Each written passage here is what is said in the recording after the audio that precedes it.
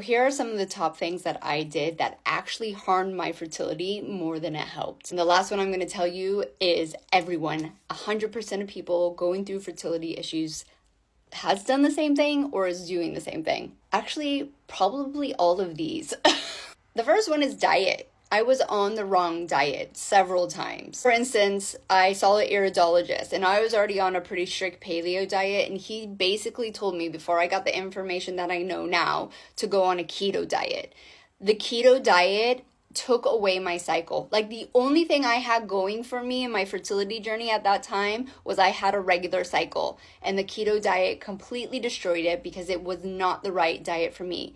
Keto is very specific for insulin resistance, does definitely work for a specific type of woman, but for most of us other women, it's one of the worst diets you can possibly do. So that leads me into paleo wasn't even the right diet for me. I was still eating in abundance food that I was highly intolerant to because I thought they were healthy, and they are healthy for most people. But for me and my body, things like tomatoes and paprika were highly inflammatory for me, and until I cut those out, I wasn't able to heal the root cause of my fertility issues, which was my gut health. Over-supplementing. And this is like definitely something everyone does. We tend to go for this quick fix and hyper focus on supplementation that has been branded with "this is good for fertility."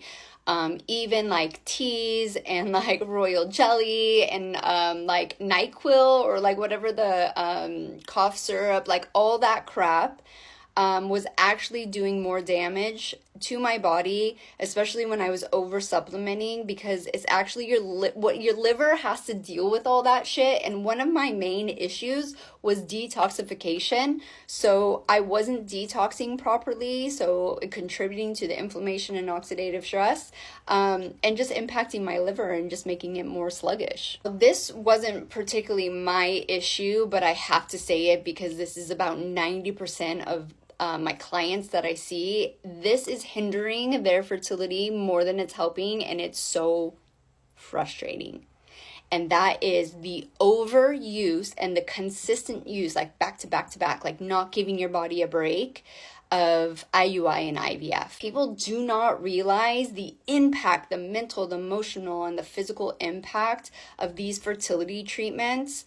And you're already dealing with health issues, right? Most people who go to use IVF don't need IVF. There is a small category of people that it's really helpful for, and the people who are taking care of their health choose to use it for some time restraints or whatever issues.